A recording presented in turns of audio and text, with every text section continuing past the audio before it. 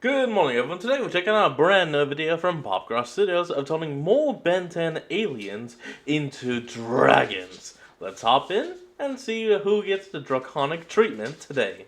Because today I am releasing the third Popcross Studios coloring book, all about fantasy beasts, which of course Awesome. includes some more dragons, I thought it'd be fun to go back to an old Popcross Studios dragons topic, and I actually put it up as a vote for my subscribers. The majority of people chose Ben I 10, remember and I'm that super excited to thing. do another of these. Also, if you're not subscribed and you want to make sure to have a say the next time I put up a vote, you might want to subscribe. But for now, let's get into Ben 10 dragons, a few of which are aliens I've never worked with before. Ooh, So let's go. Let's go. Hit like if you want. Subscribe if you enjoyed. But either way, enjoy the show. Wow, for the first time in forever, I've actually butchered that. My mistake. I went looking Vilgax, the main villain of the first series. for a possible new summon to add to my roster of dragon and creature allies, and learned of a beast that I don't think I'd ever have any hope of commanding. Oh, A group God, I've no. worked alongside many times now, the Slayers of Cursed Predators, have held many ferocious beasts captive in their Arctic base. But one of the most vicious and lethal is the Chimeran Vilgaxor. Often chimeras are depicted as draconic creatures with multiple heads, often varying in shape even within the same creature's body. Most commonly known is the goat-snake-lion fusion. Yes. The Chimeran Vilgaxor does not exactly fit into this common chimera mold, but it does Oh, not even. This is what would happen if someone took a squid and a dragon. seem to be a beast like a fusion of a dragon and the eldritch horror, known of and depicted in legends in multiple worlds, Cthulhu. Oh, Some even claim the badass. tales in my world of Cthulhu were stemmed from this very beast. If the Vilgaxor does come from a full species like itself, these have Cthulhian been lost to dragon. time in my world, as it appears to be the last of its kind, which I believe my realm is better off for. This monstrosity has power and speed nearly on par with that of a superior sky dragon, but with none of that creature's inherent morality. This beast also has the ability to transform parts of its body, as its physiology seems to be made up of multiple powerful strands of tentacles. It can reshape its wings, give itself additional arms, and combine its many tails into one more powerful limb. Its flame breath is also very unique. Only two creatures known to my world, as far as I'm aware, have this same sort of beam-like flame breath. It A can shoot a beam? condensed beam of Okay. crimson fire that can bend and turn, actively chasing down whatever target it seeks Whoa. It's got omega beams? Oh, until it shit. finds its mark. While the Slayers have determined that it can at least be injured through intense enough surges of electricity, and its flesh is not entirely impenetrable, I am certainly glad that this creature is currently in their custody. As much as its power would be useful to me, I do not intend to even try bonding with this He creature as has a draconic omega ally. beams. That's incredible. Now, I said this in one of the community posts before this episode came out, but it's wild that I'd never done a drawing of Vilgax Oh, okay. before, when I've done so many Ben 10 episodes on this channel. I mean, I guess I've only done one Ben 10 villain before. I did Kevin 11 as a demon Yeah. in my Ben 10 Ben 10 as a demon story episode. Yeah, even as far as I can remember, that was the only Ben 10 antagonist that you've turned into a monster. Which, for people that don't know, actually laid the groundwork for my recent book that came out, Fear of the Demon Hunters, because the main Demonatrix, MacGuffin used yeah. in that story is the Demonatrix. But anyway, so I was super excited to work with Vilgax, but on top of that I was particularly excited because it meant I was going to get to do another sort of Cthulhu-inspired creature, something with tentacles coming out from around its face. And the last time I did that was in episode 7 of the Trismegistus Academy, and the sort of Cthulhu-type creature I did in that is one yeah. of my favorite drawings, or at least creature designs that I've done this year. And while doing all the tentacles can Yeah, be a the bit Ammonite. time-consuming, I knew that it was going to pay off. And I also like that this doesn't just look like a copy of that. I didn't want to just do a Cthulhu-style face. I wanted it to be a mix between Cthulhu and a dragon, to have a sort of dragon snout to it. And I think the mesh of those things works really well here. I'm happy with Even I all have of the to drawings agree. from this episode, but this has definitely got to be my favorite. So let's take a look at the finished result. It actually is a pretty damn cool wyvern. I said wyvern. The reason why is because you can tell, while it has two legs, it does not have two separate arms and wings. It is a wyvern, which is a type of dragon. As I was considering more possibilities for feedback. creature companions, I came across old incomplete notes I'd scribed on a cycloptic dragon called the Fibarian Conductagon. If the Chimeran Vilgaxor ever did escape, considering its slight vulnerability to electricity, one of these beasts would certainly be useful to have on hand. Definitely. The Conductagons are some of the most conductive electrical dragons my realm has to offer. Not only can they absorb electricity from the air around them, they can absorb electrical energy directly from the bodies of any creature around them. They can even As long as they can plug in. convert various forms of energy into electricity to use at their whims. If a fire-breathing dragon, say, were to expel a flame at a Fibarian, the beast would very likely drink in the flame and direct it back at its foe as a beam of lightning. If faced with another electric dragon, these creatures can even redirect electricity around them without coming into contact with it. So, while they could simply absorb any electrical surges aimed their way, they wouldn't even need to allow it to reach them in order to alter its course back at its foe or elsewhere. Going further beyond the skill set of many electric dragons from my world, And this is to go even further beyond! when these dragons fly Dragon into Ball. particularly conductive storm clouds, they can essentially teleport through them, increasing their already impressive speed to essentially traverse instantaneously. It has not yet been documented exactly how the creature does this. Some believe its entire body is able to transform into an electrical state and move through these clouds at light speed, while others believe it is simply able to connect to the conductivity of the cloud and transport itself magically to any point that conductivity extends to. Either I have way, no it can idea. mean these creatures Badass. are nearly impossible to catch when there's a storm brewing for their use nearby. Now, I really love doing electric creatures and characters because I end up often adding some kind of electrical energy around the character's hands or head or something like that, and that can be an easy way to add some extra energy and oomph Effects. to a piece. And near the end of this drawing, I do go in to add some, and I just end up taking it out. This one was looking really clean and crisp. I loved how the head turned out. I loved the pose, and the electricity that I tried. I'll be honest, I think in all my life, this is like the first ever Cyclopean dragon I've ever seen. Tried adding just made it feel like it was busying it up too much. I didn't really feel like it was adding anything to the piece, it was more taking away. Now, I just tried adding it to its head. Maybe I could have put some sparks in and around its tail, but I also thought that that might, because that's a very dynamic element to add, that might just draw people's eye too much to the tail when that's not really the focal point. It's more so its head and its arm coming forward. So I threw in the electricity, immediately took it out, just kind of looked at the piece for a moment, and I was like, I'm really happy with this. I don't think it needs the electricity in there. I think what works well about this piece is I didn't try to get too fancy with any elements of it. I just did a pretty straight, direct adaptation. It's all your Feedback call, but exactly still, how I think it nice. would look as a dragon. And so far, I'm happily still standing by that decision, even if it doesn't communicate visually that this character is an electric-related character. But I hope you all like that call, and let's take a look at the final result. Actually, it did kind of look good when you had it around the horns here, or tendrils, whatever the hell these are. But you decided to take them away, and that's your call as the artist. It's not bad. It's Cyclopean though, and that's just a little weird. Wow, Not used to it Karen, at all. well, the stuff you was just talking about really is the way you said it was, isn't it? I'm not sure I follow, Mr. Sharp. Yeah, I don't know. Honestly, I was taking a nap just before I got dragged here into the non-canonical advertising realm, so what is we talking about today again? I imagine our focus is Fantasy intended Beasts. to be on the new Fantasy Beasts coloring book. It is the third of the Popcross coloring books and has many dragons and beasts akin to what people are listening to me chronicle in the lore of this video. Right.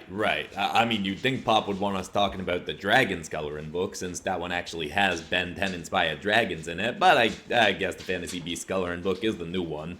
And in Yeah, fact, this book brand does new. have a Ben 10 inspired fantasy Oh, look at that! It's Eye Guy. beast in it, along with a greater variety of types of creatures than the Trevenant. Dragon book had. Right. Yeah, okay, all like right. a You know what? troll. I'm actually coming around to this. My the smelling salt warden. is kicking in. This thing is actually pretty cool looking. I mean, it ain't no armor coloring book that folks should still pester Pop about making, but yeah, it is pretty good. And if anyone would like to purchase it or other coloring books and novels, they can find them on the Popcross Amazon bookstore, linked in the description. Good stuff. Now get back to the lore tales or whatever you was doing, because I'm going to go back to my nap. Okay. Looking back at my Next up is Armadillo! entry on the Fibarian led me to looking into another dragon I'd studied. I liked Ben 10, okay? I was obsessed with it. And even to the point of I dreamed of one day getting an Omnitrix. Around that same time, the Drilling Armorot. I mean, hell, actually, back when I was in high school, yes, I know, high school, what? And I actually was in an art class, and I made a full-on Zetatrix. If you don't know what that is, do a little research. Check out the multi-different Omnitrixes that fans have created over the years.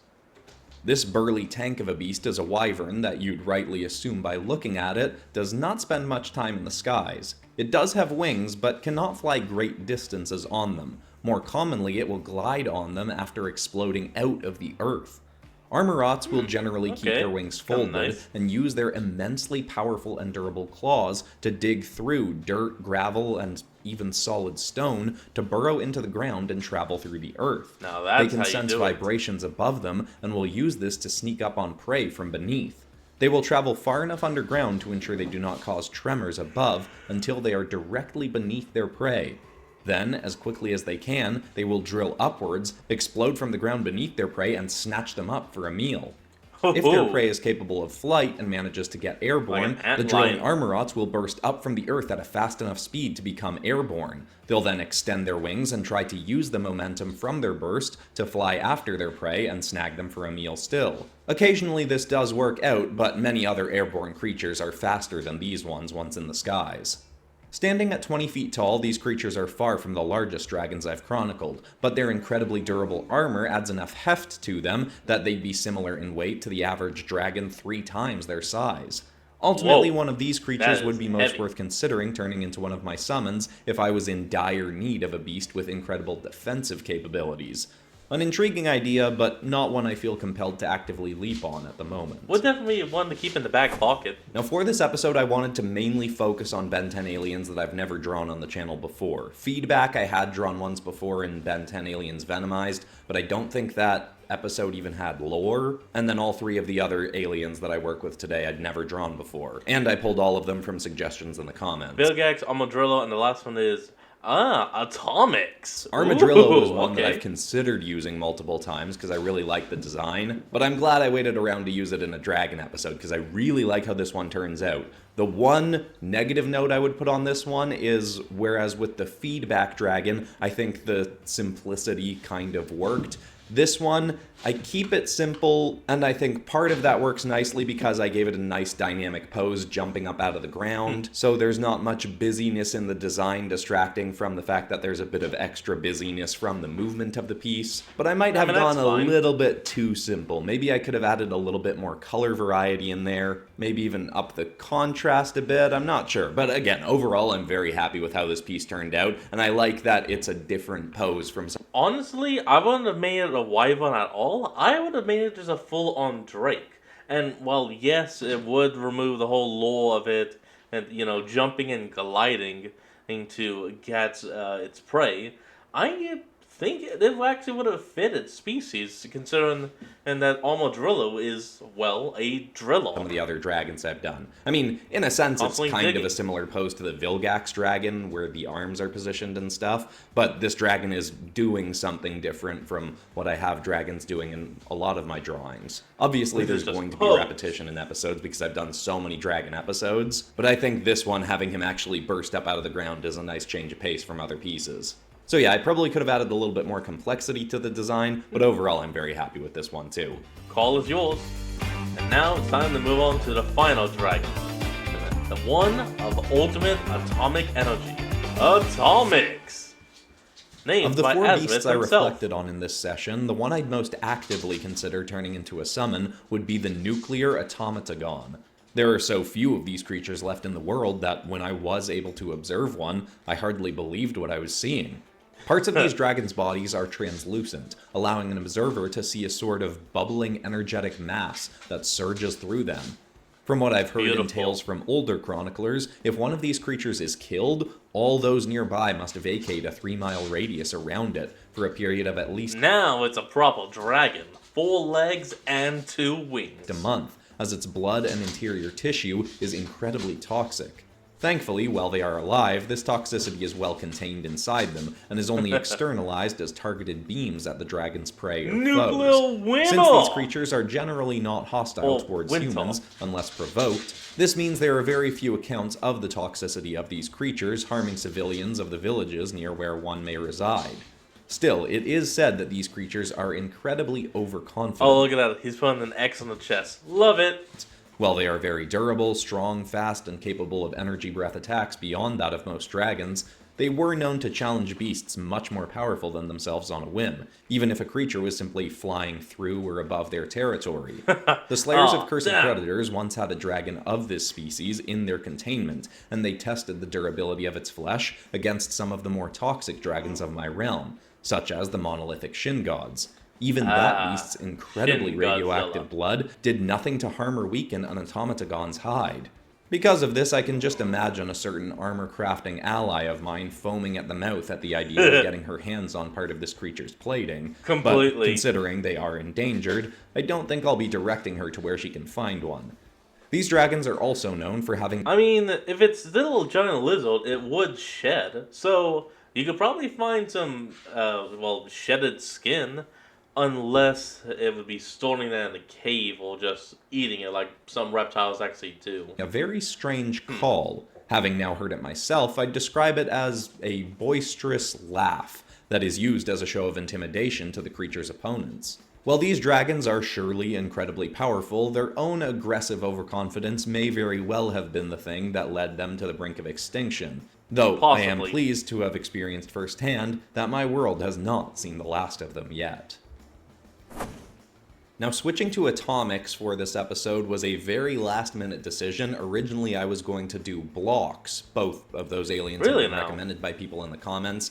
But the thing is, my idea for blocks was to do a very stony, grounded Drake kind of dragon without wings, and I realized it was going to look very similar to my Dragon of the Thing from my Fantastic Four Dragons episode earlier this year, which I think is a very good episode. You might want to check it out if you haven't seen it. But anyway, I realized design-wise I would be repeating myself too much, so I was like, okay, let's switch this up. Went to the comments, saw atomics recommended a couple times, and I was just like, alright, we're doing that instead. And I didn't really know much about this alien. I think he pops up in Omniverse for the first time, and I didn't watch Omniverse He's used like twice in Omniverse, as best as I can say. Growing up. But he was a fun, weird, kind of different one to work with. And you saw earlier in the drawing, I had his head kind of posed lower, like he was prowling, and I really liked the look of that for a dragon in general, but realized it didn't work well for this character. He's not really a prowling, lurking kind of alien. As was said in the lore, he's more of a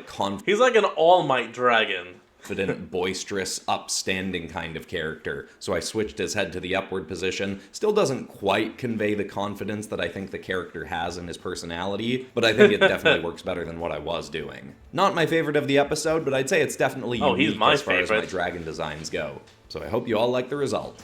I love atomics. This is my favorite of the episode. But Vilgax can take second place. I'd love to know if I did another Ben 10 sequel to one of my older Ben 10 videos, which one would people want to see most? Or if there's something new you'd like to see me do with Ben 10 aliens, drop that in the comments as well. If you enjoyed this and you haven't seen the old Ben 10 Dragons episodes, or it's just been a while, you might want to go back to the last one. I'll have it linked in the cards and description and stuff. But besides that, that's all for today, except of course for ending this video on some kind of positive and inspiring note. And the thought I want to leave people with today is a quote I read this week that I really like and resonated with me. The conscious person uses the world as a mirror to reflect inward and master themselves. The unconscious person attacks the mirror and lashes outwards. Essentially to say, when something outside you triggers a very negative, angry, upset response, instead of lashing out at other people, that is a perfect opportunity to look inward and ask yourself, why did that trigger me so much? And figure out what inside you can heal from so that that doesn't happen again. You're never going to be able to control everything that happens outside you, but you can master your own internal responses. I hope that's inspiring. I love you all, and I'll see you all in the next episode on Monday. Alright everyone, that is going to be the end of today's video, and I hope you all enjoyed this. Remember to like, comment, and subscribe for more. Link to the original will be in the description below, and I'll see all of y'all next time when we flick back on. Till then, this is Fox, signing out. Peace.